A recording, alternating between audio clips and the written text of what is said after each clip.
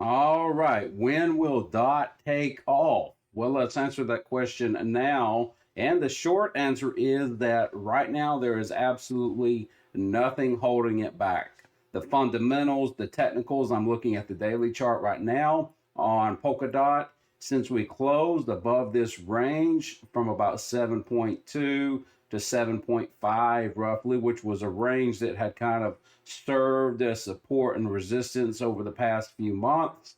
We have closed over that yesterday. We went green again today on Polkadot. So everything from a charting and technical standpoint has a clear runway for something like that to go up and challenge the highs that it experienced at the end of last year. And then from that point forward, only who knows.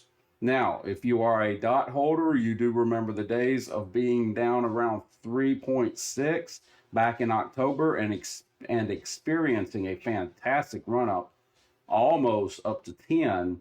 And that was a great run up. Of course, then crypto fell in January and we all suffered with that fall. But y'all have been seeing Bitcoin, right? Y'all have been seeing what Bitcoin has been doing since the 23rd of January, and it is pulling up many of these altcoins, not to the same level really that Bitcoin is increasing because all of the money right now is flowing into Bitcoin. But as they say, what is the saying? High tide causes all the boats to rise, something like that. I know it's not quite right, but we're flooding with all this inflow cash into crypto, and so these altcoins are creeping up, even if they aren't exploding yet. They're at least creeping up, and Dot has absolutely done that and has broken this level, which we've been looking to break since back in January. So everything is setting up for a nice move upward for Dot. Now, there's a couple of things we need to consider to answer the question when. All right, when. Well, let me show you this. Well, let me talk about when first. Okay, it's all going to depend on how Bitcoin behaves over the next few months. Let's look at Bitcoin. This is Bitcoin. This is the daily chart. Y'all have seen this fantastic rise up. This is a timeline. This is noting April 15th through 20th. The Bitcoin halving is expected to take place somewhere around this time, April 15th through the 20th, somewhere around there. There are two schools of thought we're wrestling with Bitcoin. One is, I saw again on Twitter today, is that historically there's been a pretty big dive or retrace up to 15, 20, sometimes even more percent before we reach the halving time. And then we kind of do something like this. We kind of consolidate up and down. I should move my chart over. And then a few weeks to a few months after the halving, Bitcoin kind of explodes and takes off, something like that. So some are saying, hey, if we follow that cycle, then we should be experiencing a drawdown probably around lower 40s to mid 40s over the next month. Okay, that could happen.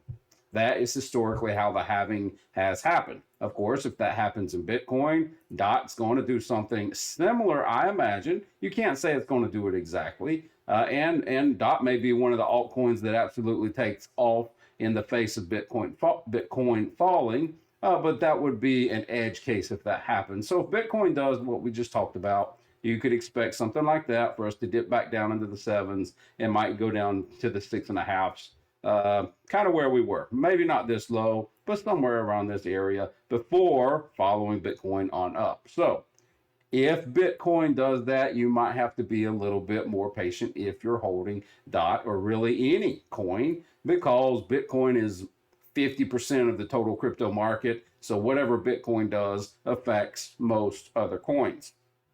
Let's go back to case B for Bitcoin.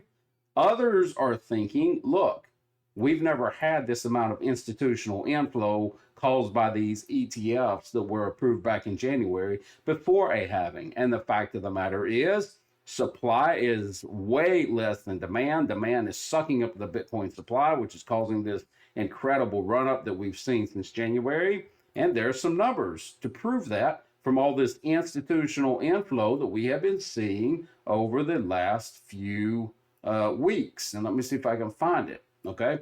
If y'all don't follow this guy, I'm not sure exactly how to say his name, but he's a big player in crypto. If you don't follow him on Twitter, you might want to pick him up.